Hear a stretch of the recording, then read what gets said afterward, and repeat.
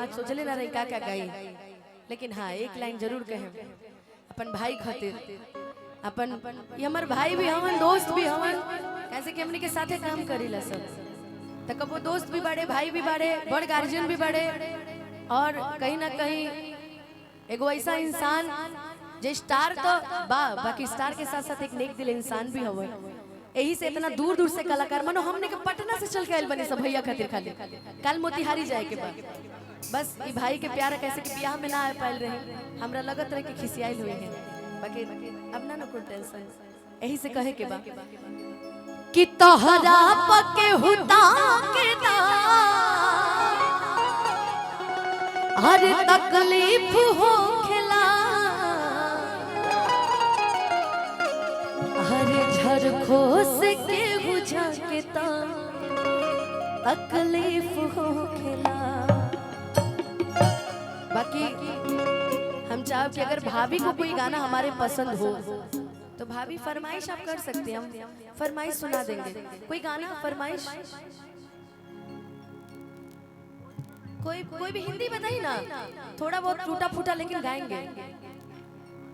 आइए ना भाभी, आइए ना, अभी वो याद कर रही है, कुछ मन में अभी चल रहा होगा उनके। कौन सा भाभी?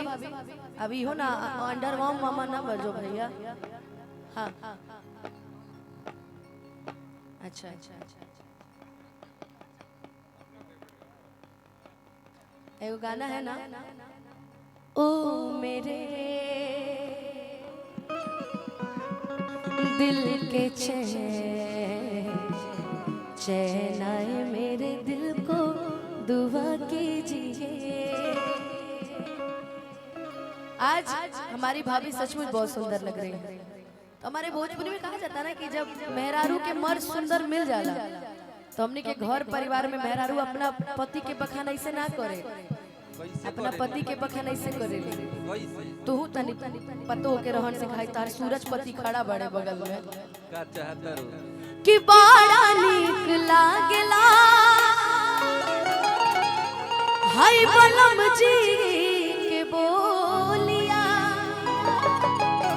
और जब से ले आइल बड़े आपन घरे डोलिया। ब्लैक ब्लैक पहने हो दोनों, ब्लैक कहे के ही भाई पसंद बा तरह के और सदे चाहिए जा रे पगली। आज मैं सच्ची बताऊं तो इतना अच्छा लग रहा है परिवार में आके, लेकिन एक दो गीत लास्ट कहाँ है मम्मी? आंटी जी, मम्मी नमस्ते। अभी आशीर्वाद मिला, एगो हमार मम्मी भी है, डांटते रहे सवेरे से लेके सामने। हरकत ही हमारा ऐसा बा, हरकत से मैं अपने थोड़ा बाबूजी होने आइल बड़े कि कुछ ही बोलना तब एकरा बताई है।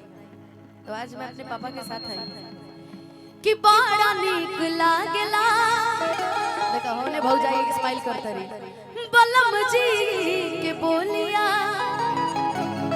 के जब से ले आइल बड़े आपन घरे डोलिया,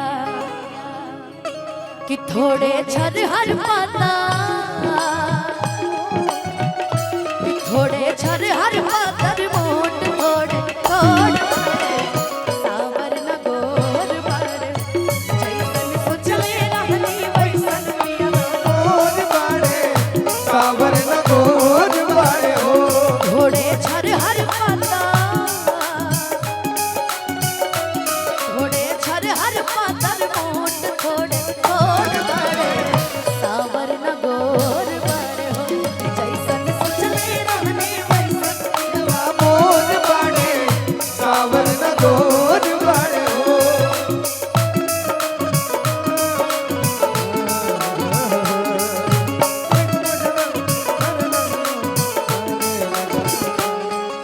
दीवाना दिल हुआ दीवाना।